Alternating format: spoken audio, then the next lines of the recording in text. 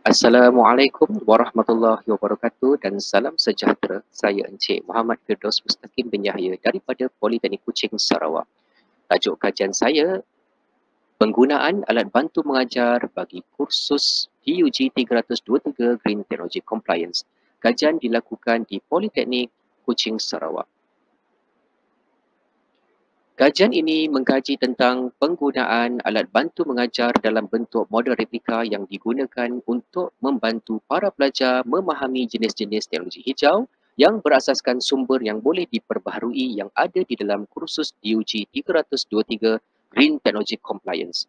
Model replika teknologi hijau ini dihasilkan dengan menggunakan bahan-bahan terpakai seperti kotak, botol plastik dan polistiren. Replika teknologi hijau yang terdapat di dalam model replika ialah sistem penuaian air hujan, spa, kincir angin dan sistem fotovoltaik.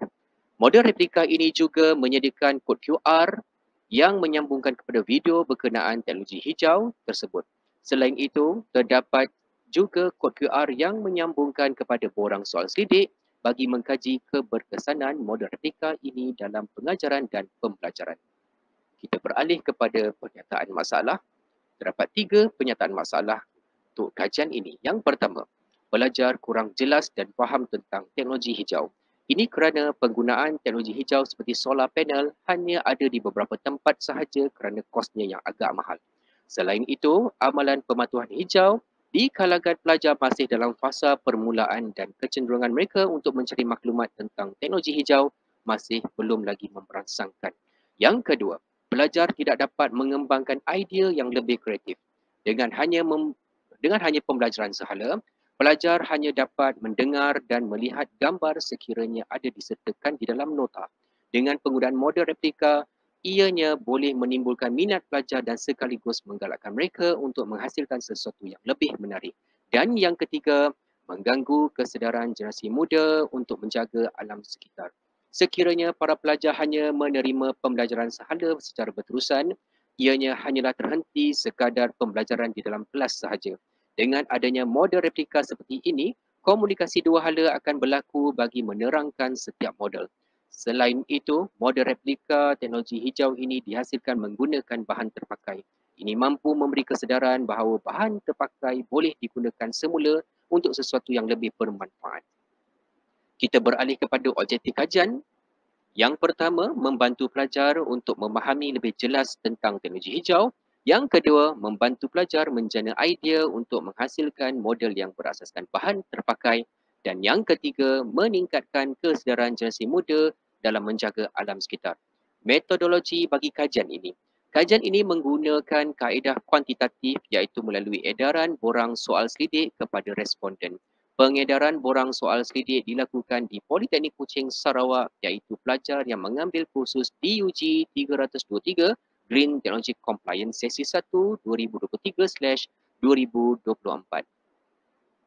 Ini merupakan model replika yang diguna pakai untuk kursus DUG 323 Green Technology Compliance. Model replika ini datangkan dengan kod QR yang menyambungkan kepada video yang dihasilkan dengan menggunakan PowerToon. Antara teknologi hijau yang diterangkan di dalam video ini ialah sistem penuaian air hujan ataupun spa, sistem solar ataupun fotovoltaik dan juga tenaga angin yang dihasilkan dengan menggunakan kincir angin. Seterusnya, kita beralih kepada dapatan kajian. Secara keseluruhan, 72 orang responden bersetuju bahawa model replika banyak membantu untuk memahami teknologi hijau yang terdapat di kebanyakan negara termasuk Malaysia. Namun terdapat 25 orang responden mendapati bahawa audio di dalam video mengganggu semasa menonton video. Kita beralih kepada kesimpulan kajian. Model replika adalah alat bantu mengajar yang membolehkan pelajar untuk melihat terus replika teknologi hijau yang digunakan pada masa kini. Ini secara tidak langsung dapat meningkatkan pemahaman pelajar tentang teknologi hijau serta dapat melahirkan pelajar yang lebih kreatif dan inovatif. Selain itu, model replika amat sesuai digunakan kerana ia mempunyai pautan video bagi setiap replika teknologi hijau untuk penerangan lebih lanjut kepada pelajar.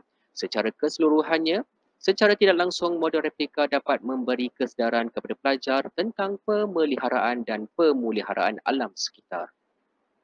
Dan seterusnya, cadangan penambahbaikan, model replika, teknologi hijau yang digunakan boleh ditambah baik dengan komponen elektrik dan sokongan bateri. Contohnya, model kincir angin ditambah dengan motor supaya bilahnya boleh bergerak dan ia kelihatan seakan-akan kincir angin yang sebenar. Selain itu, replika rumah ditambah dengan mentol kecil supaya kelihatan seperti sedang menggunakan tenaga elektrik daripada serapan tenaga solar melalui solar panel.